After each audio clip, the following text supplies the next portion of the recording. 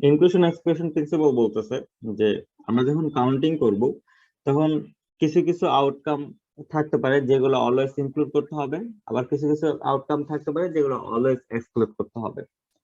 Include করার সময় দেখা যেতে পারে কিছু কিছু আউটকাম আছে যে আউটকাম গুলো একাধিকবার ইনক্লুড করা হয়েছে, যেগুলো একাধিকবার ইনক্লুড করা হবে সেগুলো একবার করে সাবট্রাক্ট করে নিতে হবে।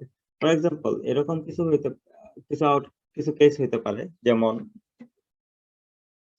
সে আমরা কাউন্ট করার সময় দুইটা সেট থেকে কাউন্ট করতেছি, কিন্তু দুইটা সেট আবার ওভারল্যাপিং সেট, রাইট? তো ওভারল্যাপিং সেটে কি হবে যে কিছু আউটকাম আছে যেটা ফার্স্ট সেটে আছে, সেট এ তে, আবার কিছু সেম আউটকাম সেট বি তেও আছে। সো ওই সেট বি এবং সেট এ এই দুটার যে কমন অংশটা এটা দুইবার কাউন্ট হয়ে যেতে পারে। সেই ক্ষেত্রে এটা একবার সাবট্রাক্ট করে দিতে হবে। যেমন এটা আমরা সেট কাউন্টিং এর সময় দেখেছি যে এ এবং বি এই দুইটার ইউনিয়ন সেটের কতগুলো এলিমেন্ট আছে সেটা যদি আমরা কাউন্ট করি, সেটা হচ্ছে এই যে এই জিনিসটা, সেটা কাউন্ট করে সেটা কিভাবে পেতে পারি, এ এর এলিমেন্ট গুলা কাউন্ট করবো, সেটার সাথে বি এর এলিমেন্ট গুলা যোগ করব এবং সাবট্রাক্ট করব এবং বি এই দুইটার কমন এলিমেন্ট গুলা। কারণ কি? কারণ এই কমন এলিমেন্ট গুলা এ এবং বি দুই জায়গাতে আছে, তো দুইবার কাউন্ট হয়ে যেতে পারে।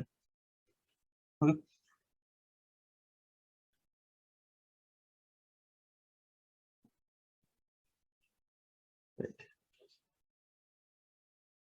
যেমন এখানে একটা এক্সাম্পল দিয়ে দেখানো হয়েছে যে এতে যদি 5টা এলিমেন্ট থাকে, সরি এখানে A1 A2 দিয়ে দেখানো আছে, তো এখানে আমরা বলতে চাইছি এতে 5টা এলিমেন্ট আছে, বিতে 3টে এলিমেন্ট আছে এবং এ এবং বি তে এই দুইটার কমন এলিমেন্ট হচ্ছে একটা।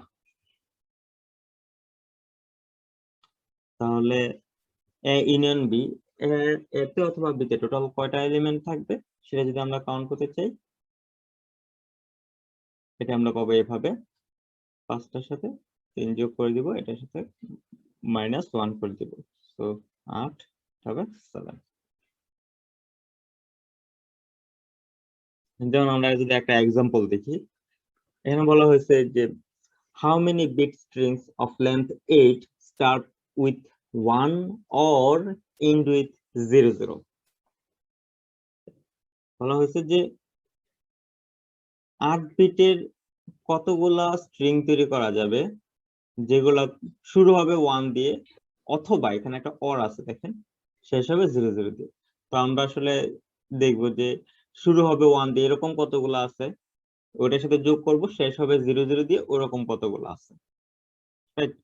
তাহলে আমরা যদি এটা দেখি কিভাবে বের করতে পারি, 8 বিটের স্ট্রিং শুরু হবে 1 দিয়ে, শুরুতে 1 থাকবে, বাকি যে 7টা বিট আছে বাকি 7টা বিটে 0 হইতে পারে অথবা 1 ও হইতে পারে, right?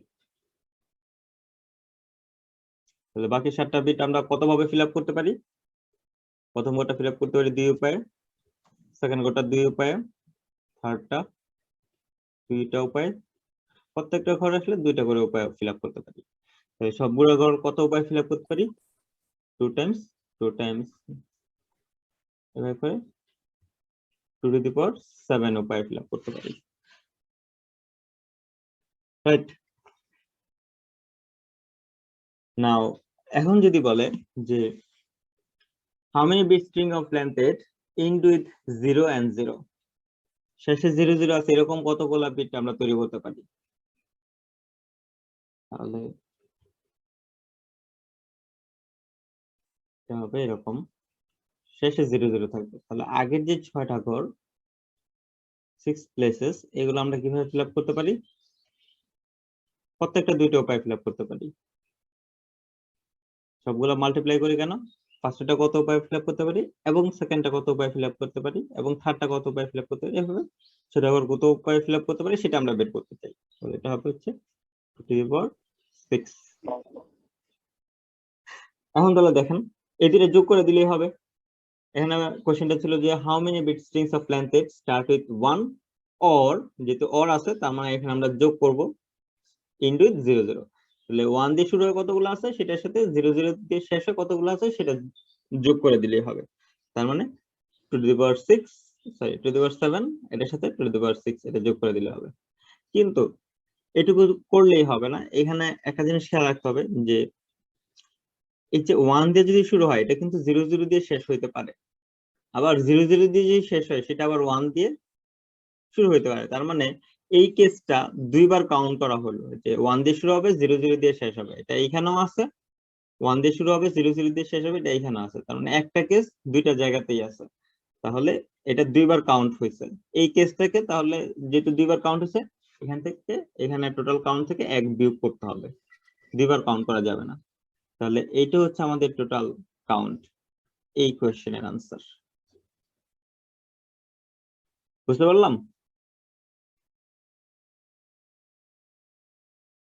তো এখানে দুইবার একটা আউটকামকে ইনক্লুড করা হয়েছিল, সেটা একবার এক্সক্লুড করে দিচ্ছি।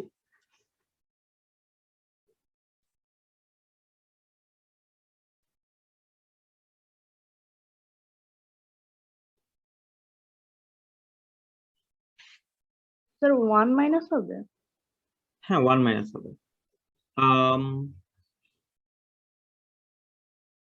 Sir 2 to the power 5 minus হবে না?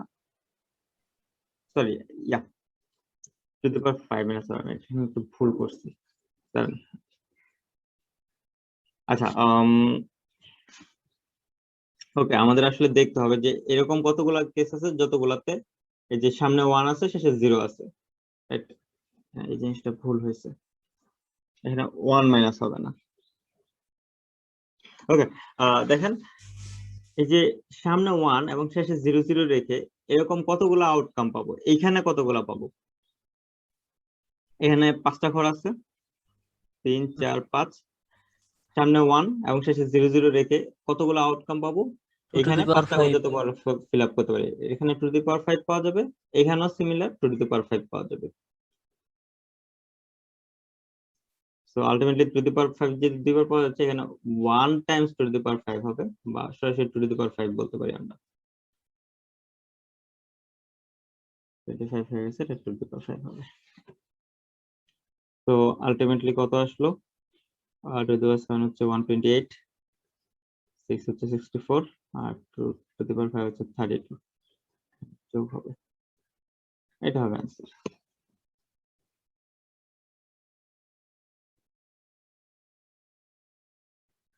আর এটাকে 160 বলতে পারি।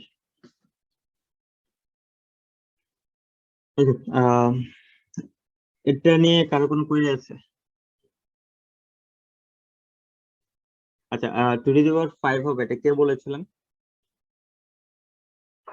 স্যার আমি মারিয়া। হ্যাঁ, আইডি কত আপনার? স্যার 38। 38, okay, thank you. আমরা পরের এক্সাম্পলটা দেখি।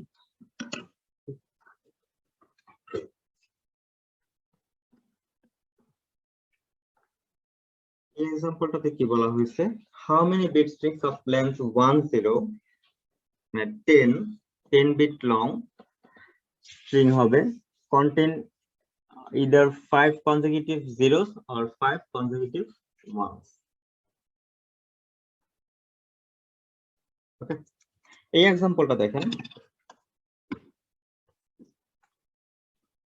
10 বিটের স্ট্রিং হবে যেখানে either 5টা কনজিকিউটিভ 0 থাকবে অথবা 5টা কনজিকিউটিভ 1 থাকবে।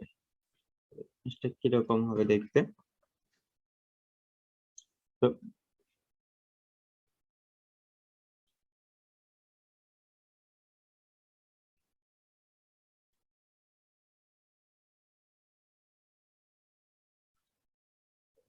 10 বিট লং একটা স্ট্রিং আমরা এখানে নিব,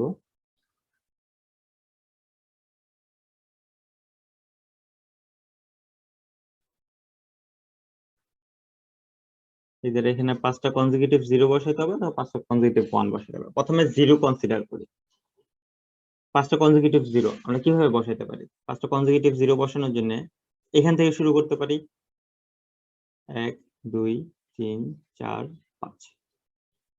তাহলে বাকি যেই 5টা ঘর আছে, এই 5টা ঘরকে কত উপায়ে ফিল আপ করা যেতে পারে? 2 টু দি পাওয়ার 5 উপায়ে। তারপরে আমরা এখান থেকে শুরু না করে আমরা যদি পরের ঘরটা থেকে শুরু করি, 5 হবে। 2 টু দি পাওয়ার 5 হবে না? বাকি 5টা ঘর, 6 নাম্বার ঘরে যদি আমি 0 বসাই তাহলে এটা কনসিকিউটিভ 0 হয়ে গেল। হ্যাঁ, হবে না? এই 6টা কনজিকিউটিভ 0 হলে অসুবিধা নাই। হ্যাঁ, কারণ এখানে 5টা কনজিকিউটিভ জিরো তো আছে, রাইট? পরে সবগুলোই জিরো হইতে পারে, তাও তো 5টা কনজিকিউটিভ জিরো আছে। বুঝতে পারলাম? ওকে স্যার, বুঝতে পারছি। নাও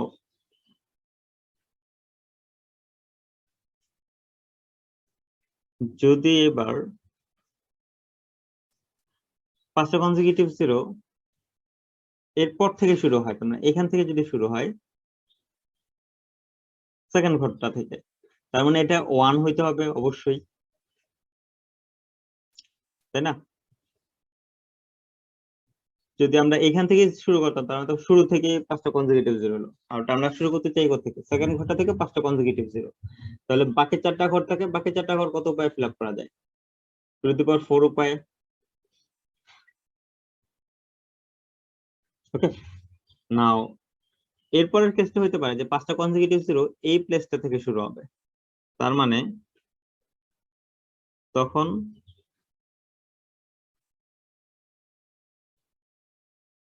এই ঘরটাকে 1 হইতে হবে, এটা 0 1 যে কোনো কিছু হইতে পারে, আর 5টা কনজিকিউটিভ জিরো করার জন্য এই ঘরটা 0 হবে। তার মানে আমাদের হাতে আরো 4টা প্লেস থাকবে, যে 4টা প্লেসে 0 অথবা 1 যে কোনো কিছুই বসতে পারে, তার মানে again to the power 4। Similarly এই 5টা জিরো যদি এইখান থেকে শুরু হয়, তার মানে এটা 0 হবে না, এটা 1 হয়ে যাবে।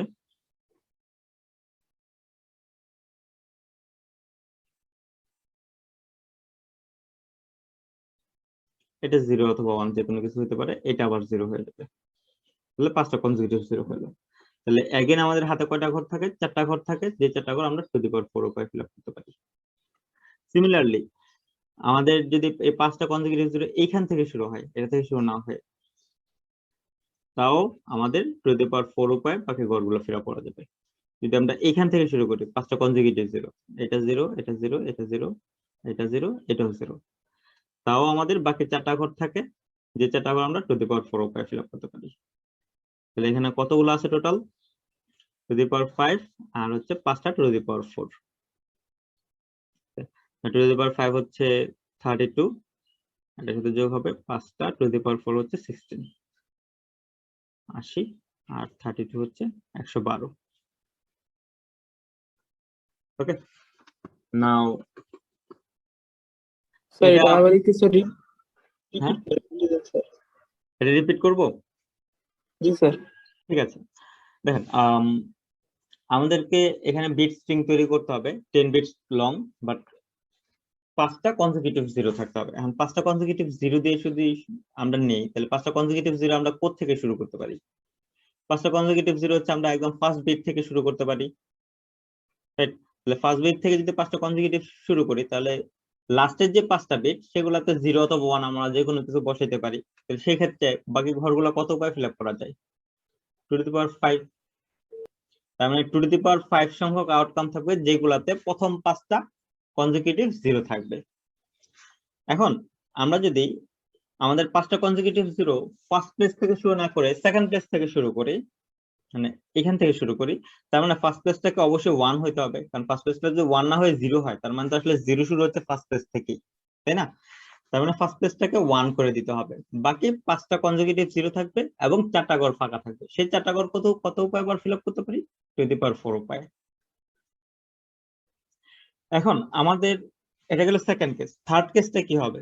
যে 5টা কনজিকিউটিভ জিরো আমরা থার্ড প্লেস থেকে শুরু করব, এখান থেকে শুরু করব, তার মানে সেকেন্ড প্লেসটাকে তখন 1 হইতে হবে, 5টা জিরো থাকবে, আর সামনে পিছনে মিলে টোটাল 4টা ঘর ফাঁকা থাকবে। সেই 4টা ঘর আবার আমরা টু দি পাওয়ার 4 উপায়ে ফিল আপ করতে পারি। এইভাবে আমরা, এটা হচ্ছে ফার্স্ট প্লেস থেকে হচ্ছে আমরা কনজিকিউটিভ জিরো কাউন্ট করা শুরু করলাম, মানে বসানো শুরু করলাম। এটা সেকেন্ড প্লেস থেকে 5টা জিরো বসানো শুরু করলাম, এটা হচ্ছে থার্ড প্লেস থেকে 5টা জিরো বসানো শুরু করলাম। Similarly fourth place, fifth place এবং সিক্সথ প্লেস থেকে আমরা 5টা কনজিকিউটিভ জিরো বসাতে পারি, এবং প্রত্যেকটা ক্ষেত্রে আমাদের কতগুলা আউটকাম পসিবল? টু দি পাওয়ার 4 করে, কারণ প্রত্যেক ক্ষেত্রে আমাদের 4টা ঘর ফাঁকা থাকবে, 4টা ঘর আমরা টু দি পাওয়ার 4 উপায়ে ফিল আপ করতে পারি। তো এইভাবে 5টা কনজিকিউটিভ জিরো দিয়ে আমরা এই সবগুলোকে যদি যোগ করে দিই এতগুলো উপায়ে এখানে আউটকাম পেতে পারি এবং সেটা যোগ করে দিলে দেখা যাবে একসময় 112 আসবে। এখন এটা তো আমরা বসালাম 5টা কনজিকিউটিভ 0। সিমিলারলি 5টা কনজিকিউটিভ যদি 1 বসাই তাহলে এই সেম সংখ্যক আউটকাম পাওয়া যাবে, জাস্ট 0 এর জায়গায় 1 বসে যাবে, তাহলে 112 এর সাথে আরো 112 যোগ হয়ে যাবে, মানে 224। এখন চিন্তা করেন এই দুটার কোনো কমন কেস থাকবে কিনা।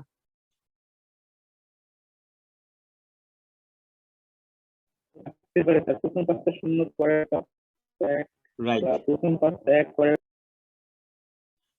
এদের কিছু কমন কেস অবশ্যই থাকবে। স্যার কমন দুইটা কমন কেস থাকবে স্যার।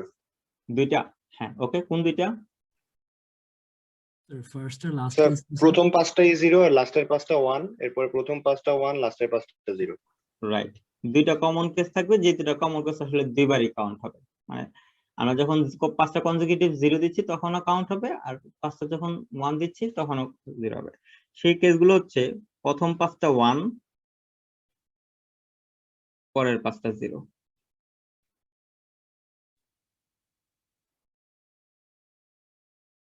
এই কেসটা যখন আমরা 5টা কনজিকিউটিভ 0 কাউন্ট করবো তখনও কাউন্ট হবে, যখন 5টা কনজিকিউটিভ 1 কাউন্ট করবো তখনও কাউন্ট হবে।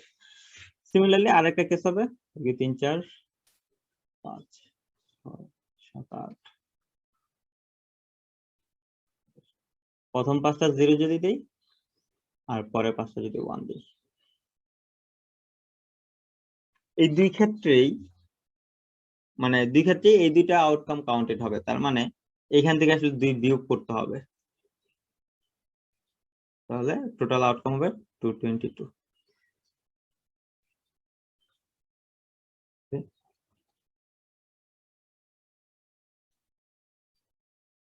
তো এটা হচ্ছে আমাদের রেজাল্ট। যদি বুঝতে না পারেন তাহলে আমাকে জানান, I will take care of it. আমরা কি পরের এক্সাম্পলে যাব? আগের এক্সাম্পলটাকে বুঝতে পেরেছেন আপনারা? Yes, sir. ওকে, দেখুন কাউন্টিং এর সময় আমরা তো কিছু টেকনিক দেখলাম, সেট দিয়ে কাউন্ট করতে পারি, হ্যাঁ, অথবা অন্যান্য অনেকগুলো উপায়ে কাউন্ট করতে পারি। ট্রি ডায়াগ্রামেও সামটাইমস আমরা কাউন্ট করতে পারি। কিভাবে করি? আমরা একটা এক্সাম্পল দেখি। ধরেন আপনাদেরকে বলা হলো যে use a tree diagram to find the number of bit string of length 4 with no 3 consecutive zeros। হচ্ছে 4 বিট লং স্ট্রিং তৈরি করতে হবে এবং সেখানে 3টা কনসিকিউটিভ 0 থাকবে না, কাইন্ড অফ এরকম।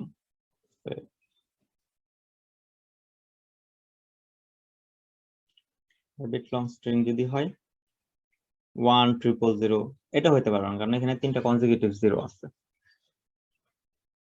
ওকে, তো এটা কিভাবে টিক ডায়াগ্রাম দিয়ে কাউন্ট করা যেতে পারে?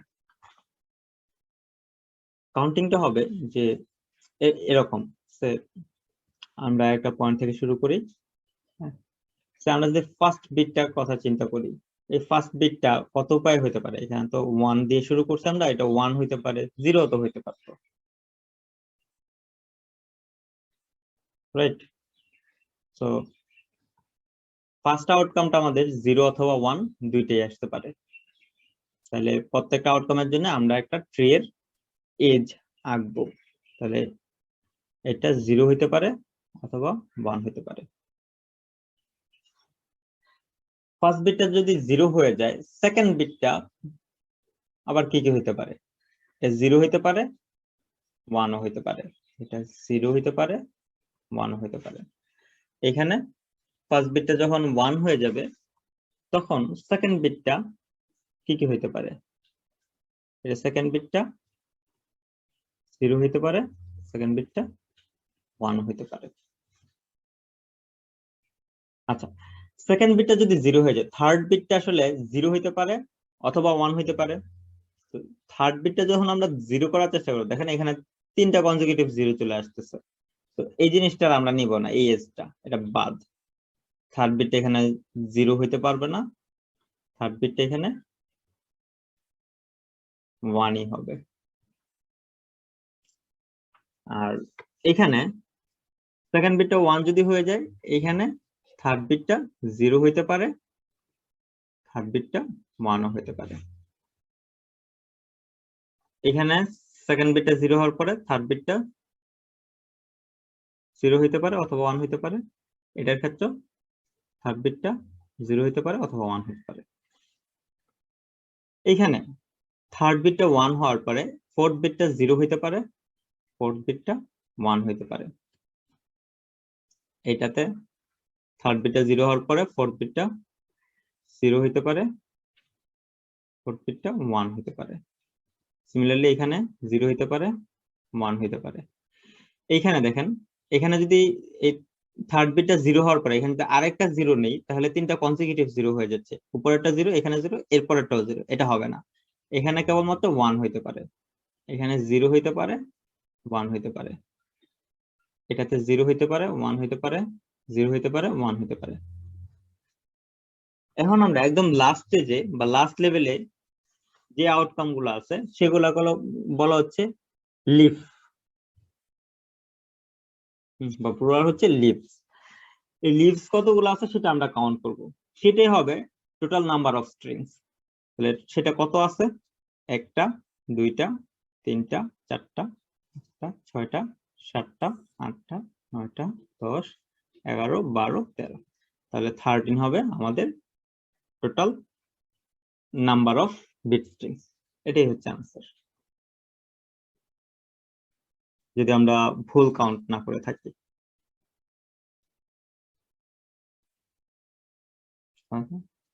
1 2 3 4 5 6 7 8 9 10 11 12 13, 13টাই হবে। বুঝতে পারলাম? স্যার কাউন্টিংটা একটু আরেকবার দেখানো।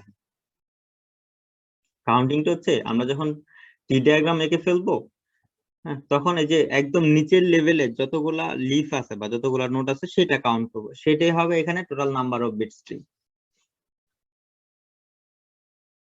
ওকে, ওকে স্যার। আচ্ছা, সো টি ডায়াগ্রাম গেল। নাও এখন আমি আসলে নতুন একটা টপিক শুরু করব, যেটাকে বলা হয় পিজিয়ন হোল প্রিন্সিপল। একটু আগে শুরু করতে পারলে আগে শেষ করতে পারতাম। এনিওয়ে, দেখেন পিজিয়ন হোল প্রিন্সিপলে কি বলে। পিজিয়ন তো চেনেন, পিজিয়ন হচ্ছে কবুতর, রাইট? এটাকে কবুতর বলি। তো পিজিয়ন হোল কোনটাকে বলে? যে কবুতর যে বাসায় থাকে, তো সে বাসাটাকে পিজিয়ন হোল বলে। যেমন এরকম ছোট ছোট খোপ থাকে, এগুলোকে এক একটা পিজিয়ন হোল বলে। এগুলো হচ্ছে এক একটা পিজিয়ন হোল। তো পিজিয়ন হোল প্রিন্সিপল বলে যে ধরেন আপনার কাছে যদি 10টা পিজিয়ন হোল থাকে, 10টা পিজিয়ন হোল মানে পিজিয়ন হোল মানে 10টা কবুতরের বাসা, এবং 10টা কবুতরের বাসার জন্য আপনার কবুতর যদি থাকে 11টা, 11 পিজিয়ন যদি থাকে, এবং 10টা পিজিয়ন হোল যদি থাকে, তাহলে এবং এই 11টা পিজিয়ন হোলকে রাখার জন্য যদি আপনার 10টা পিজিয়ন 11টা পিজিয়নকে যদি রাখার জন্য 10টা পিজিয়নই থাকে, এবং পিজিয়ন গুলো যদি পিজিয়ন হোল গুলাতে থাকে, তাহলে অ্যাটলিস্ট একটা পিজিয়ন হোল থাকবে যেখানে একাধিক পিজিয়ন থাকবে। 10টা বাসায় যদি 11টা কবুতর থাকে, একটা বাসা পাওয়া যাবে যেখানে একের অধিক কবুতর আছে। ওকে, সো 10টা বাসায়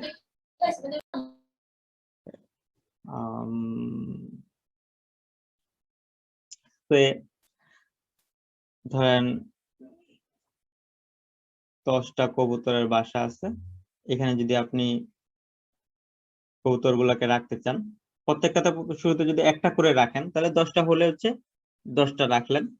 লাস্ট যে একটা, সেটা অলরেডি অকুপাইড যে কোনো একটা পিজিয়ন হলে যেতে হবে, তার মানে ওইখানে 2টা পিজিয়ন থেকে যাবে। দ্যাট মিনস আমাদের এই ক্লজটা আসলে ফুলফিল করে যে 10টা পিজিয়নে যদি পিজিয়ন হলে যদি 11টা পিজিয়ন রাখি, তাহলে একটা পিজিয়ন হোল পাওয়া যাবে যেখানে একের অধিক পিজিয়ন পাওয়া যাবে। আচ্ছা, এটা প্রুফটা আসলে সিমিলারলি করি। আচ্ছা, আমরা স্টেটমেন্টটাকে আরেকটু ফর্মালি যদি বলি, স্টেটমেন্টটা হবে যে if k plus 1 অবজেক্টের জায়গায় আপনি পিজিয়ন চিন্তা করতে পারেন, আর assign to k places, k plus 1 অবজেক্টে যদি k সংখ্যক প্লেসে অ্যাসাইন করা হয়, then at least one place must be assigned more than one objects or greater than or equal to objects, এটা বলতে পারি। k সংখ্যক অবজেক্টে k plus 1 সংখ্যক অবজেক্টে k প্লেসে যদি অ্যাসাইন করা হয়, তাহলে at least একটা প্লেস পাওয়া যাবে যেখানে দুইটা বা তার চেয়ে বেশি অবজেক্ট থাকবে। ওকে, কাইন্ড অফ এরকম সে তিনটা অবজেক্ট আছে, আমাদের দুইটা প্লেস আছে, তার মানে অবজেক্ট প্লেসের এক সংখ্যক বেশি আছে। তাহলে দুইটা প্লেসে যদি তিনটা অবজেক্ট রাখতে চাই, কিভাবে রাখবো? সে এখানে একটা অবজেক্ট রাখলাম, এখানে একটা অবজেক্ট রাখলাম, দুইটা অবজেক্ট হলো, আরো একটা অবজেক্ট আছে, সো এটা এখানে আরো একটা রাখতে হবে। তার মানে এই যে একটা প্লেস পাওয়া গেল যেখানে একের অধিক অবজেক্ট আছে। ওকে, অথবা এরকমও হইতে পারতো যে একটা প্লেসে শূন্য সংখ্যক অবজেক্ট রাখলাম, বাকি তিনটা অবজেক্ট একটা প্লেস রাখলাম, তাহলে একটা প্লেস পাওয়া যাবে যেখানে একের অধিক অবজেক্ট আছে। ঠিক আছে, তাহলে এইটা হচ্ছে আমাদের পিজিয়ন হোল প্রিন্সিপল। এই পিজিয়ন হোল প্রিন্সিপলের যে প্রুফটা দেওয়া আছে, প্রুফটা আমি বলি। সাপোজ এটা প্রুফ করা হয় প্রুফ বাই কন্ট্রাডিকশন দিয়ে। প্রথমে ধরে নেওয়া হয় যে k সংখ্যক প্লেস আছে এবং k plus 1 সংখ্যক অবজেক্ট আছে, কিন্তু কোন প্লেসে একের অধিক অবজেক্ট নাই, কোন প্লেসে একের অধিক অবজেক্ট থাকবে না, এটা আমরা ধরে নিচ্ছি। তো যদি কোনো প্লেসে একের অধিক অবজেক্ট না থাকে, তার মানে প্রত্যেকটা প্লেসে এক বা তার চেয়ে কম সংখ্যক অবজেক্ট থাকবে। তাহলে k সংখ্যক প্লেসে এটমোস্ট কতগুলো অবজেক্ট থাকতে পারে? প্রত্যেকটা প্লেসে যদি এক বা তার চেয়ে কম সংখ্যক অবজেক্ট থাকে, তাহলে k সংখ্যক অবজেক্টই থাকতে পারে এটমোস্ট, রাইট? কিন্তু আমরা তো অলরেডি বলছি যে k plus 1 সংখ্যক অবজেক্টকেই k সংখ্যক প্লেসে অ্যাসাইন করছি যেখানে একের অধিক অবজেক্ট কোথাও থাকবে না। কিন্তু আমরা এখানে কাউন্ট করে দেখছি যদি একের অধিক কোনো অবজেক্ট না রাখি কোনো প্লেসে, তাহলে k সংখ্যক প্লেসে এটমোস্ট k সংখ্যক অবজেক্টই থাকতে পারবে, k plus 1 থাকতে পারবে না। তার মানে এখানে একটা কন্ট্রাডিকশন হচ্ছে। ওকে, তো যেহেতু এটা কন্ট্রাডিক্ট করতেছে, তাহলে আমরা বলতে পারি এটা আসলে পসিবলই না k সংখ্যক প্লেসে k plus 1 সংখ্যক অবজেক্টে অ্যাসাইন করা। যেহেতু এটা পসিবল না, তার মানে অ্যাটলিস্ট একটা প্লেস থাকবে যেখানে মোর দেন ওয়ান অবজেক্ট থাকবে। ওকে, এইটুকুই হচ্ছে proof। এখন এটাকে ফাংশনের পার্সপেক্টিভে প্রুফ করা যায়, এভাবে বলা যায় সে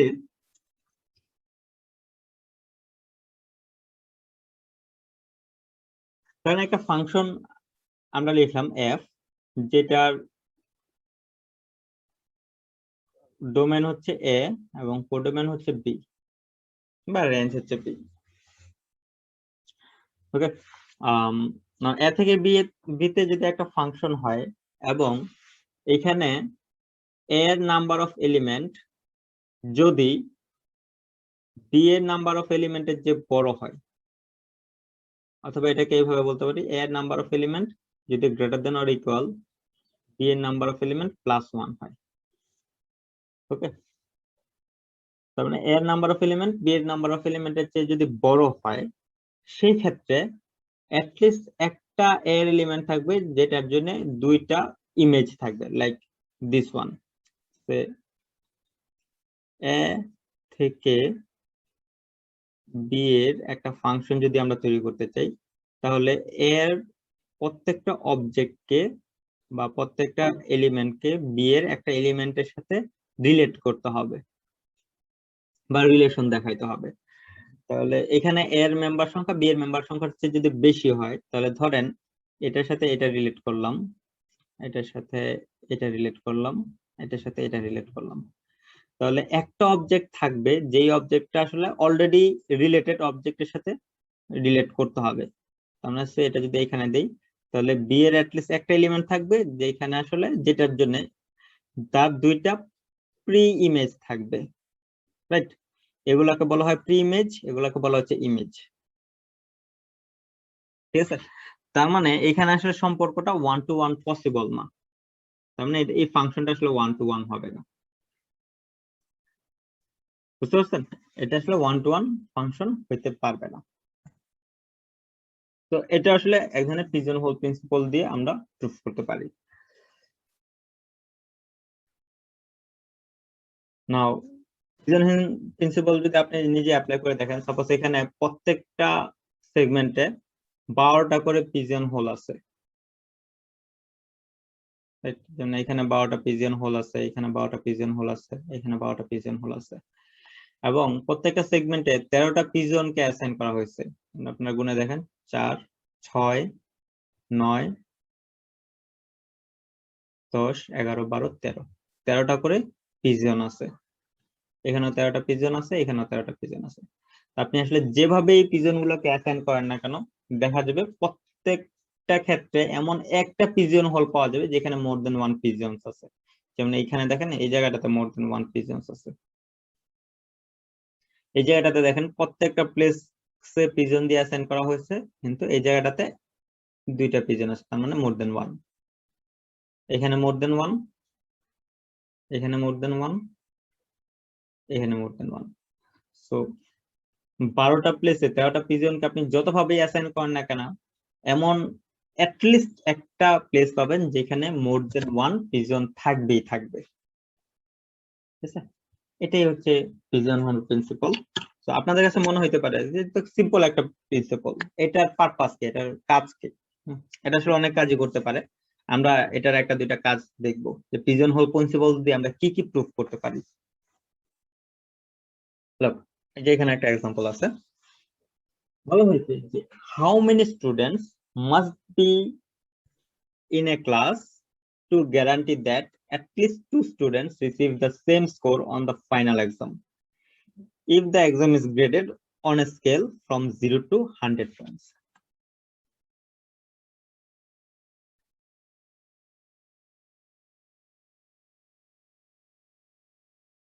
স্যার এই স্লাইডটা কি স্যার github.io তে স্যার আপলোড করা আছে স্যার? না, এটা আপলোড করা হয়নি, এটা আমি আজকে আপলোড করে দেব।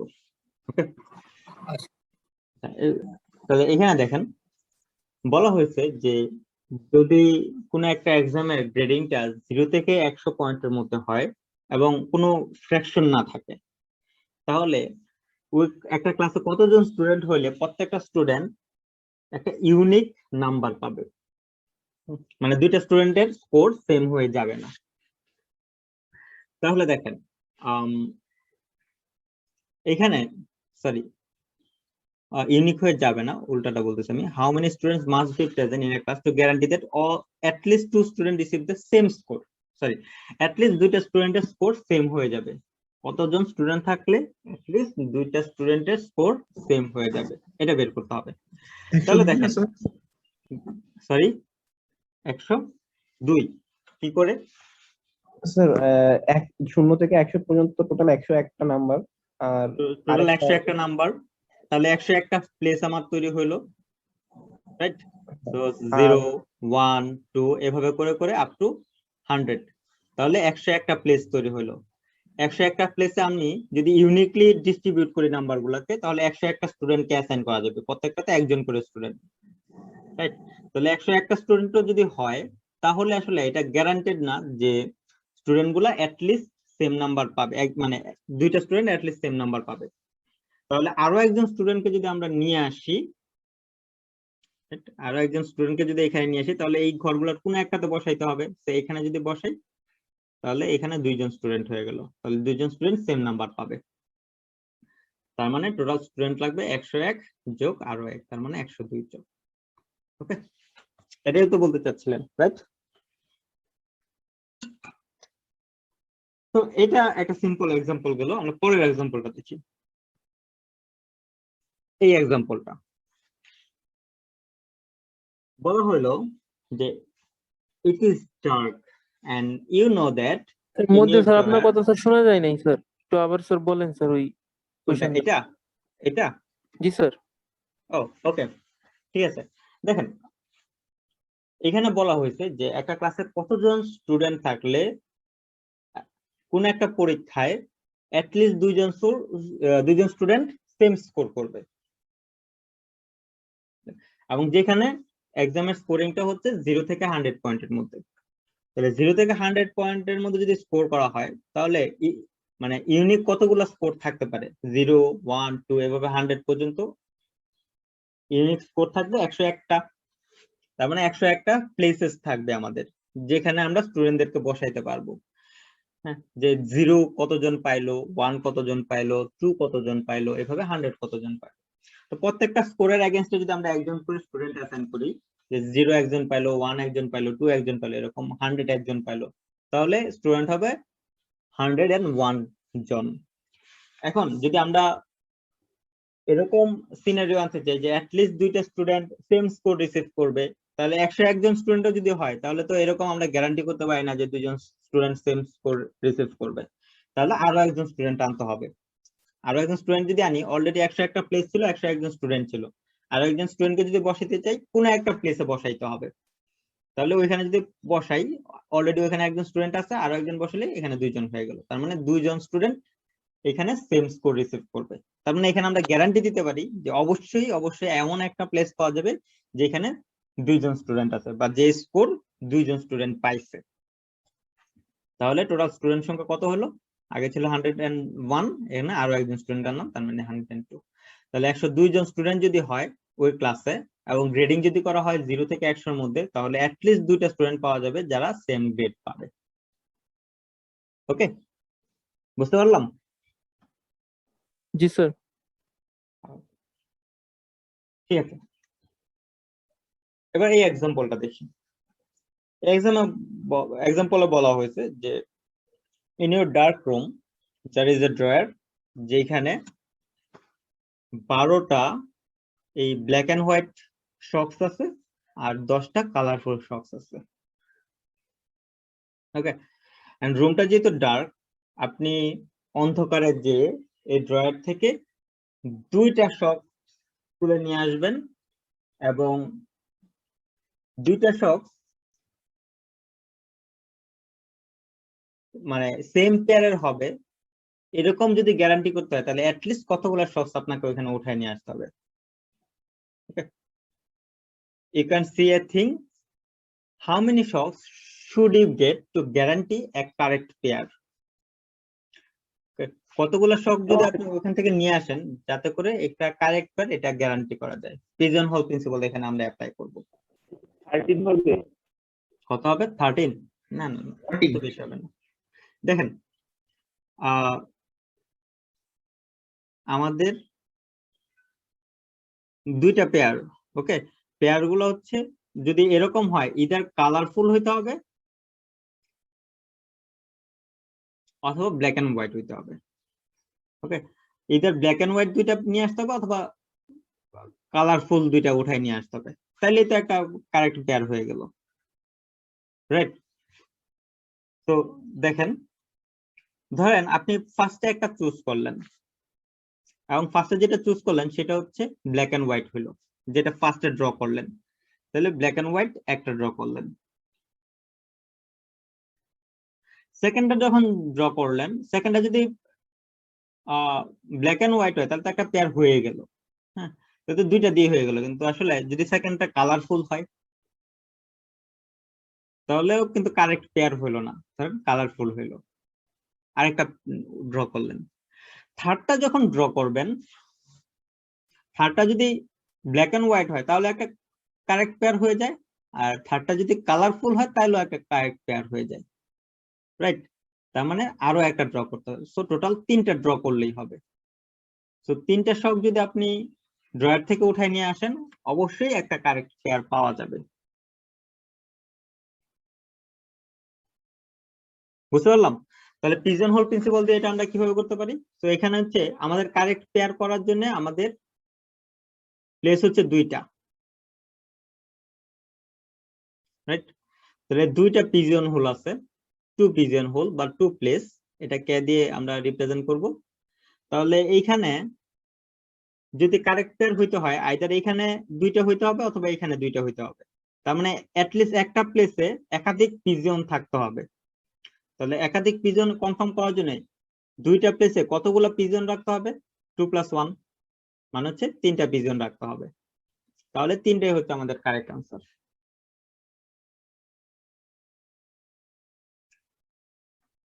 বুঝতে পারলাম?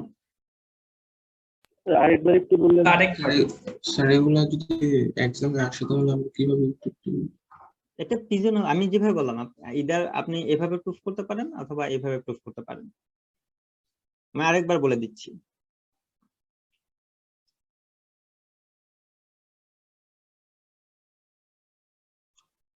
মানে স্যার আমাদের লেখার ধরনটা কিভাবে দিব? আচ্ছা, লেখার ধরনটা হচ্ছে যে স্লাইডে আছে। ওকে, আর আপনারা একটু বইটা খুলে দেখবেন, বইও এই কি লেখা থাকবে সেই জিনিসটা আপনাদের বইটা পড়লে বুঝতে পারবেন। ওকে, বা আমি যেগুলো বলতেছি সেগুলো লিখে দিলেই হবে। দেখেন আমি আরেকবার বলি, এখানে আমাদের একটা আমাদের এখানে কয় ধরনের কালার আছে? 2 ধরনের কালার, রাইট? একটা হচ্ছে কালারফুল শক, আর একটা হচ্ছে এই ব্ল্যাক এন্ড হোয়াইট।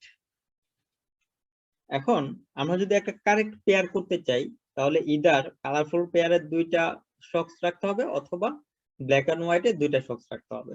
যদি একটা রাখি তাহলে হবে না, 2টা রাখলেও হবে না। তার মানে এই যে আমাদের 2টা প্লেস আছে, এই 2টা প্লেসের যে কোনো একটা প্লেসে মোর দেন 1 এলিমেন্ট থাকতে হবে।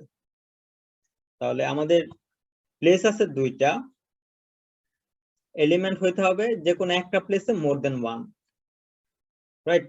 তাহলে এখানে আমরা পিজন হোল প্রিন্সিপাল অ্যাপ্লাই করতে পারি। পিজন হোল প্রিন্সিপালে কি বলে যে আমাদের এখানে নাম্বার অফ প্লেস কে আমরা কে দিয়ে রিপ্রেজেন্ট করি আর পিজন কে k+1 দিয়ে রিপ্রেজেন্ট করি, রাইট? তাহলে কে দিয়ে যদি number of places K represent করবে তাহলে কে এর ভ্যালু হবে এখানে 2।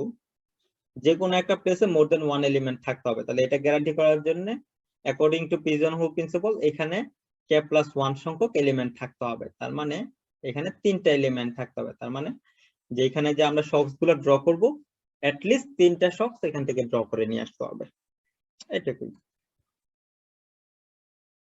এখন আপনি যদি একদম আন্দাজে 3টা শক এখান থেকে নিয়ে আসেন তাহলে 3টা শকস ইদার এইখান থেকে যদি 3টা হয় উপর থেকে ব্ল্যাক এন্ড হোয়াইট,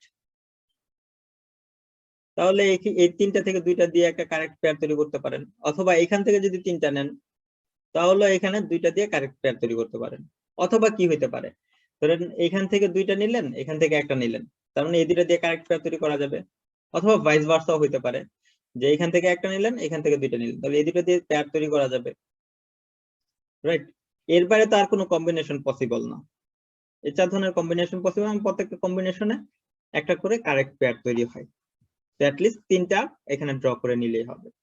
আর যদি এর চেয়ে কম নেন, সাপোজ 2টা ড্র করেন, তাহলে ধরেন এখান থেকে একটা ড্র করলেন, এখান থেকে একটা ড্র করলেন, তাহলে তো এই 2টা দিয়ে কারেক্ট পেয়ার তৈরি হলো না। তাহলে এটা আসলে গ্যারান্টি করে না যে এখানে কারেক্ট পেয়ার আপনি বের করতে পারবেন। ওকে, স্যার কালার স্পেসিফাই করলে কি এই প্রিন্সিপাল ইউজ করা যাবে? হ্যাঁ, কালার স্পেসিফাই করলে প্রিন্সিপাল ইউজ করা যাবে।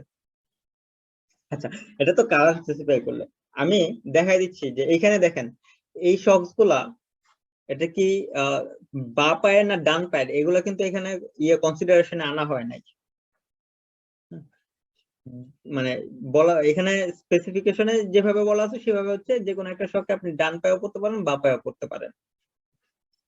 কিন্তু এই জিনিসগুলো যদি স্পেসিফাই করে দেওয়া হয় যে এখানে যেই 12টা ব্ল্যাক এন্ড হোয়াইট আছে শক আছে, এগুলো হচ্ছে 6টা হচ্ছে ডান পায়ের আর 6টা হচ্ছে বা পায়ের। সিমিলারলি এখানকার 10টার মধ্যে 5টা হচ্ছে ডান পায়ের, 5টা হচ্ছে বা পায়ের। এখন যদি এখান থেকে আমরা কারেক্ট পেয়ার বের করে আনতে চাই তাহলে মিনিমাম কতগুলো শকস বের করে আনতে হবে ড্রয়ার থেকে? এবার কতগুলো হবে আপনারা হিসাব করে বলেন।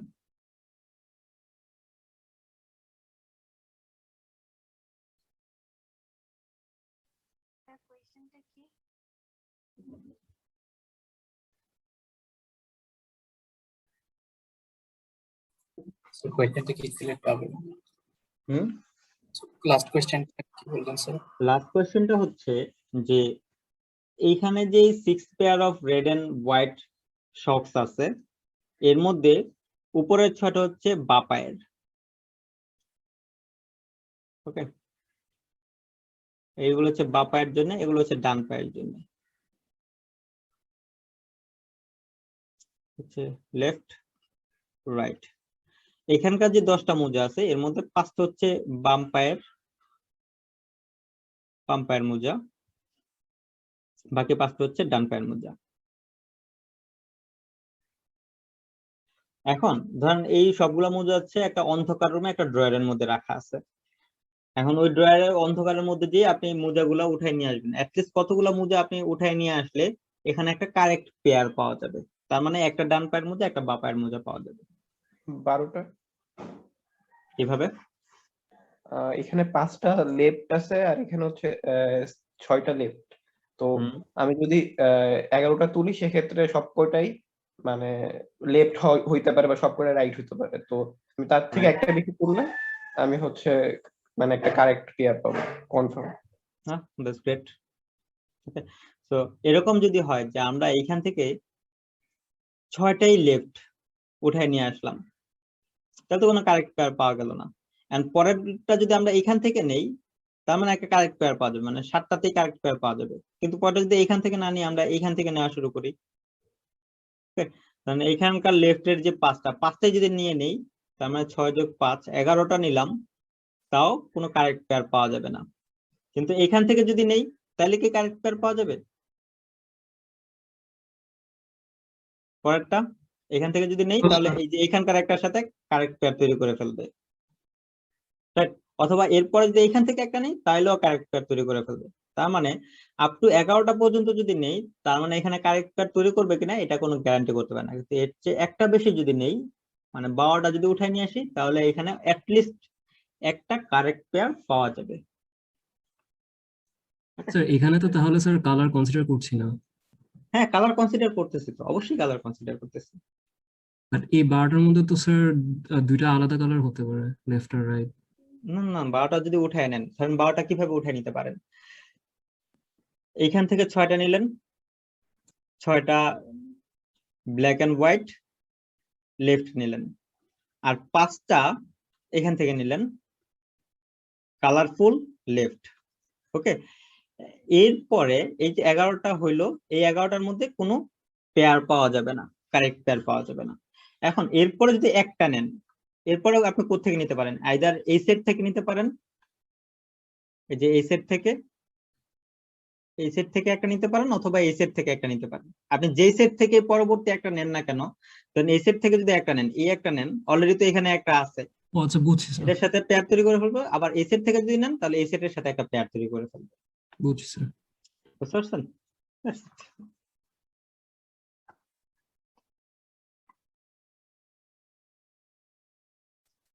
পরের এক্সাম্পল, এটা আমাদের লাস্ট এক্সাম্পল। ওকে, এখানে বলা আছে there must be at least 2 people in New York City with exactly same number of hairs in their heads. Why?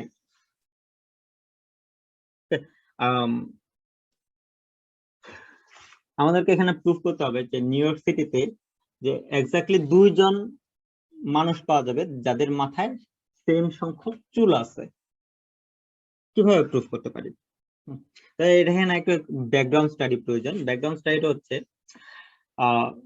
On average একজন মানুষের মাথায় চুলের সংখ্যা প্রায় 1.5 লাখ,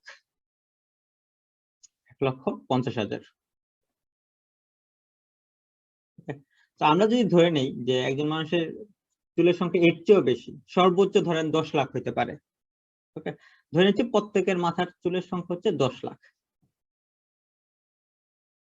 ঠিক আছে, যে সর্বোচ্চ 10 লাখ চুল থাকতে পারে। এখন নিউ ইয়র্ক সিটিতে মানুষজন আছে কতটুকু?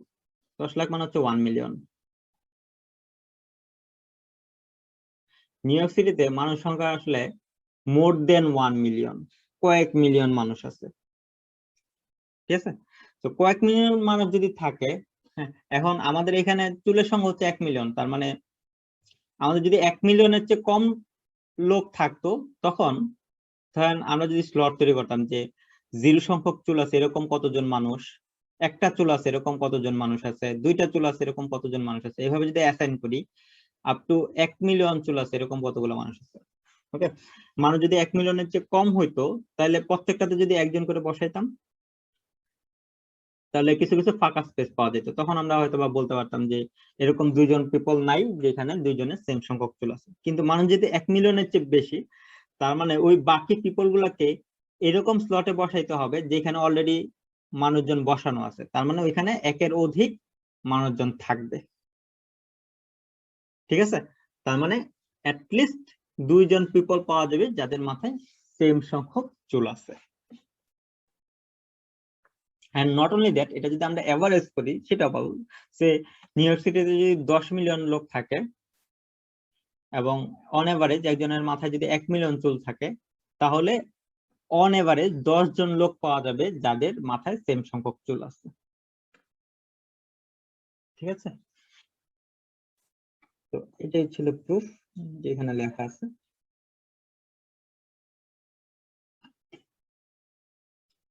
আচ্ছা, তো সোফার আমরা পিজন হোল প্রিন্সিপাল দেখলাম। পিজন হোল প্রিন্সিপালকে ইন শর্ট পিপি বলে।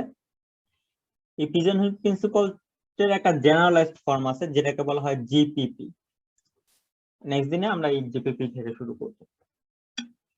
ঠিক আছে, তো আজকে এ পর্যন্তই। কারো কোনো কোয়েরি থাকলে আস্ক করতে পারেন, আদারওয়াইজ ক্লাসটা লিভ দিতে পারেন। স্যার আগের স্লাইডটা একটু স্যার নিউ ইয়র্কের Sure.